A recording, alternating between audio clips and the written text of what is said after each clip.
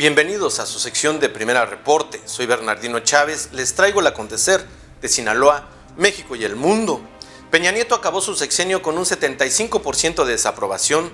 De acuerdo con una encuesta de Consulta Mitofsky realizada en noviembre, apenas el 24% de los mexicanos aprobaba su gestión, un índice ligeramente superior al de agosto pasado, cuando solo el 18% de la población lo aprobaba. Sin embargo, Peña Nieto llegó a la presidencia con un índice de aceptación de más del 50%, que se mantuvo más o menos estable hasta noviembre de 2014, el año de la ruptura, cuando la desaparición de los 43 normalistas de Ayotzinapa y la investigación de la Casa Blanca le dieron un repentino giro a su sexenio. Mientras López Obrador leía su discurso de toma de posesión en el Congreso, Peña lucía incómodo, enojado, nervioso. El nuevo presidente hablaba de la deuda que los gobiernos de Vicente Fox y Felipe Calderón dejaron al terminar su gobierno y de cómo ésta se había incrementado sustancialmente hasta llegar a los 10 billones al terminar el sexenio peñanietista. López Obrador primero le agradeció no haber metido las manos en el proceso electoral, lo que dio a entender que iba a ofrecer un discurso moderado, pero luego le recriminó los abusos de corrupción cometidos durante su administración. El rostro de Peña Nieto, mientras escuchaba esos reclamos, se volvió viral en redes sociales. Fue quizás la última estampa que nos quedará de uno de los presidentes más impopulares de todos los tiempos, que se despidió del gobierno con niveles mínimos de aprobación y envuelto en numerosos escándalos. La incapacidad de Enrique Peña Nieto para reaccionar a momentos de crisis quedó en evidencia durante la campaña, cuando tras recibir abucheos en la Universidad Iberoamericana por parte de los alumnos que le gritaban desde corrupto a asesino, el candidato se escondió en uno de los baños mientras su equipo de seguridad intentaba dispersar a los estudiantes que no se dejaron amedrentar. Peña Nieto, quien nunca había pensado en la posibilidad de convertirse en presidente, fue convencido por sus mentores, Arturo Montiel y Carlos Salinas de Gortari. A su alrededor, con el apoyo de los empresarios del Estado de México, el grupo de Atlacomulco y las principales cadenas televisivas, se construyó la imagen de un estadista joven y guapo que le daría aire fresco al poder. Empezó a aparecer con regularidad en programas de variedades donde se le reverenciaba como si se tratara de un hombre de Estado. El siguiente paso en esa construcción de imagen fue el matrimonio con la actriz más popular de Televisa, Angélica Rivera, quien lo empezó a acompañar a todos los eventos públicos en los estados, incluyendo Sinaloa, donde la pareja participó en varios actos de campaña de Jesús Vizcarra Calderón en 2010. Llegó a la presidencia con un 54% de aprobación. El llamado Pacto por México fue vendido a la opinión pública como un acuerdo entre las principales fuerzas políticas conseguido gracias a la capacidad de gestión de Peña Nieto.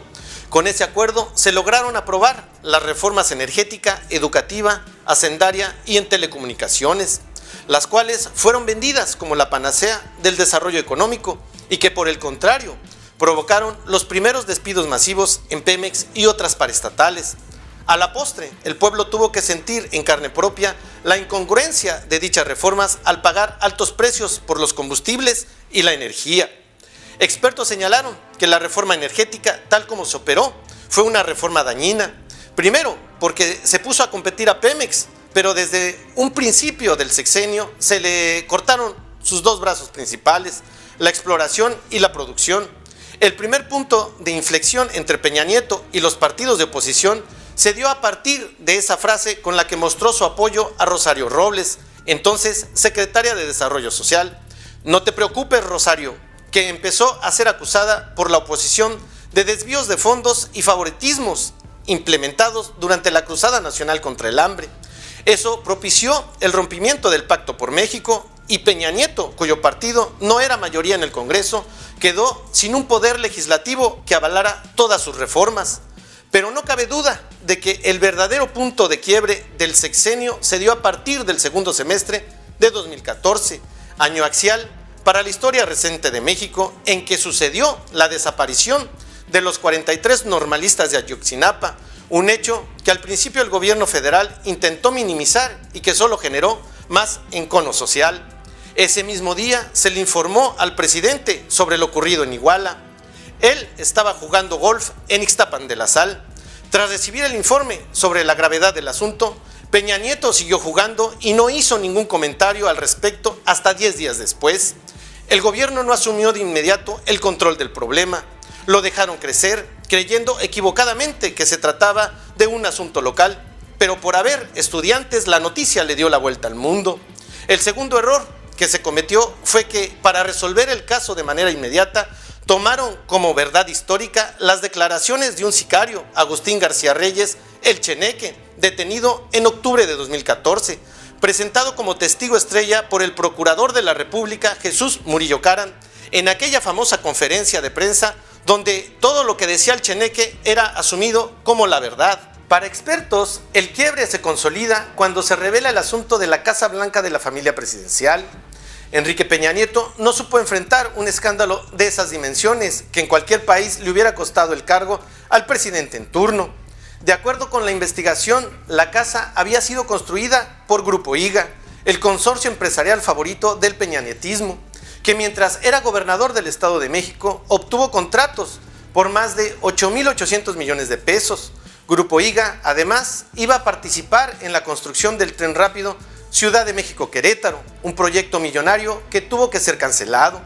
Las marchas que a nivel nacional se dieron por el caso de los estudiantes desaparecidos, la difusión de los negocios millonarios de Peña Nieto con empresarios de su estado, el segundo escape de una prisión de máxima seguridad del Chapo Guzmán, la devaluación del peso que pasó de 12.96 por dólar en diciembre de 2012 a 20 pesos en diciembre de 2018, el fracaso de la reforma energética que no atrajo las millonarias inversiones que habían prometido, ni propició que bajaran los precios de las gasolinas. Todo se acumuló en un sexenio que terminó antes de tiempo y que se prolongó en la agonía de ver un régimen que solamente se dedicaba a ver cómo la nación se desangraba, cómo la inconformidad social crecía y cómo la figura de López Obrador volvía a generar un entusiasmo incluso mayor al de 2006, cuando la guerra sucia emprendida desde los medios de comunicación tradicionales, anterior a las redes sociales, inoculaban un miedo que la sociedad mexicana de entonces no se imaginaba siquiera que iba a acabar convirtiéndose en una pesadilla. Y así terminó el sexenio de Enrique Peña Nieto, de pesadilla para todos los mexicanos. Nos vemos en un siguiente reporte.